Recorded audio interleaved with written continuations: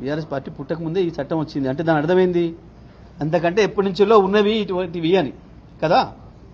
మొదలుపెట్టిందే Congress party మార్చడాలని Janata పార్టీని కూలగొట్టి party మార్పిచ్చి Janata పార్టీని కూలగొట్టి చరణ్ సింగ్ గారిని తీసుకోవడం మొదలుపెట్టిన కానించి ఇప్పటి వరకు భారతదేశ చరిత్రలో అత్యంత ఎక్కువ పార్టీ ఫిరాయింపులను ప్రోత్సహించింది కాంగ్రెస్ పార్టీ. ఆ తర్వాత బీజేపీ వచ్చిన తర్వాత మధ్యలో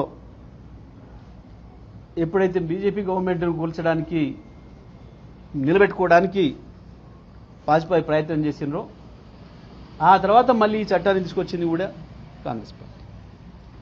ఎక్కడ బీఆర్ఎస్ పాత్ర లేదు దీంట్లో. ఈ 10 ఏళ్లలో 11 ఏళ్లలో కాంగ్రెస్ను మించి ఇంకా అంతకంటే ఎక్కువ ఫిరాయింపులు చేసి అంతకుముందు వ్యక్తుల్ని ఫిరాయింపు చేసేది కానీ ప్రభుత్వాన్నే ఫిరాయింపు చేసిండు మోడీ గారు. ఈరోజు సాయంత్రం వరకు కాంగ్రెస్ పార్టీ ముఖ్యమంత్రిగా ఉన్న ఆయన రేపు పొద్దున తెల్లారే వరకే బీజేపీ ముఖ్యమంత్రి కూడా అయింది. ఇది మనందరం కళ్ళ ముందున్న విషయం. ఇందులో ఈ చట్టంలో టీఆర్ఎస్ పాత్ర ఏం లేదు.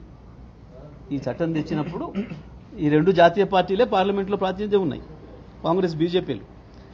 ఈ దేశంలో ఇట్లాంటి ఏమైనా జరిగినాయి అంటే దానికి పూర్తి బాధ్యత కాంగ్రెస్ బీజేపీ 2 పార్టీలది. ఈ దేశాన్ని ఏలిన 2 జాతీయ పార్టీలు వాళ్ళదే ప్రధానమైన బాధ్యత తప్ప ఇంకోటి కాదు.